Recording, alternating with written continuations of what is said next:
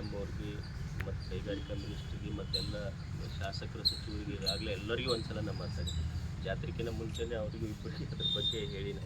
ನನಗೆ ಪರಿಸರದ ಬಗ್ಗೆ ಐ ವಿಲ್ ನೆವರ್ ಕಾಂಪ್ರಮೈಸ್, ಅದ್ರ ಬಗ್ಗೆ ಏನೂ ಪ್ರಶ್ನೆನೇ ಇಲ್ಲ. ಆಮೇಲೆ ಅವ್ರು ಬಂದೋಟದವ್ರು ಬಂದಿದ್ರು ನನ್ನ ಹತ್ರ ಪೂಜಾಕ್ಕೆ ಬರ್ಬೇಕಂದ್ರೆ ನಾ ಬರೋಂಗಿಲ್ಲ, ನನಗೆ ಅದ್ರ ಬಗ್ಗೆ ಸ್ಪಷ್ಟವಾಗಿ ವಿರೋಧ ಐತೆ, ಅದ್ರ ಪ್ರಶ್ನೆ ಇಲ್ಲ, ನಾ ಬರೋದು ಇಲ್ಲ. ಆಮೇಲೆ ಇಡೀ ಪರಿಸರ ಎಲ್ಲ ಅದರಿಂದ ಹಾಳಾಗಿ ಹೋಗ್ಬಿಟ್ಟಿದೆ. ಮತ್ತು ನೀವೆಲ್ಲರೂ ಕೂಡಿ ಅದನ್ನು ನಿಮಗೆ ಮಿಕ್ಕಿ ಹೋಗುವಂಥದ್ದು ಏನಿದೆ ಅದರ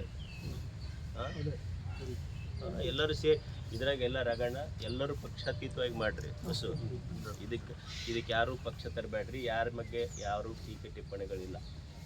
ನಮಗೆ ಬದುಕಿಸ್ಬೇಕಷ್ಟೇ ಎಲ್ಲರೂ ಕೂಡಿ. ಮತ್ತು ಒಂದು ವೇಳೆ ಕೊಪ್ಪಳಕ್ಕೆ ಫ್ಯಾಕ್ಟ್ರಿ ಬಂತು ಅಂದ್ರೆ ನೀವೆಲ್ಲರೂ ಸುಮ್ಮನೆ ಆದ್ರಿ ಅಂದ್ರೆ ಕೊಪ್ಪಳದಾಗ ತೊಟ್ಟಲ್ಗೆ ಹೋಗೋರು ಕಡಿಮೆ, ಸ್ಮಶಾನಕ್ಕೆ ಹೋಗೋದು ಜಾಸ್ತಿ ಆಗುತ್ತೆ. ಇಷ್ಟೇ. ಇದಕ್ಕಿಂತ ಜಾಸ್ತಿ ಅದ್ರ ಬಗ್ಗೆ ಏನು ಹೇಳೋದೈತಿ? ಇದಕ್ಕೆ ಯಾರೂ ಸಹಮತ ಇಲ್ಲ. ಸರ್ಕಾರಗಳು ಯಾರದೇ ಇರಲಿ, ನಿಮ್ಮದು ಜವಾಬ್ದಾರಿ ಇದ್ರಾಗ ಜಾಸ್ತಿ. ಯಾಕಂದ್ರೆ ಸರ್ಕಾರದಿಂದ ಇರೋದ್ರಿಂದ ನೀವು ಇದು ಹೆಂಗೆ ಫೋರ್ಸ್ ತರ್ತೀರಿ, ರಾಜಣ್ಣ ನೀನು ಕೂಡಿ ನೀವು ಮಾಡಿರಿ. ಉಳಿದ ಪಕ್ಷಗಳು ಪಕ್ಷಾತೀತವಾಗಿ ಇದ್ರಾಗ ಯಾರಿಗೆ ಟೀಕೆ ಟಿಪ್ಪಣಿಗಳು ಬೇಡ. ಆ ಸರ್ಕಾರ ಇದ್ದಾಗ ಈ ಸರ್ಕಾರ ಇದ್ದಾಗ ಇದು ಫಸ್ಟ್ ಇದರಿಂದ ಹೊರಗೆ ಬರೀ ಎಲ್ಲರೂ ಸುಮ್ಮನೆ ಅಂದರೆ ಟೀಕೆ ಟಿಪ್ಪಣಿಗಳು ಬರೀ ಅದ್ರಾಗ ಸಮಯ ಹೋಗ್ಬಿಡ್ತೈತಿ.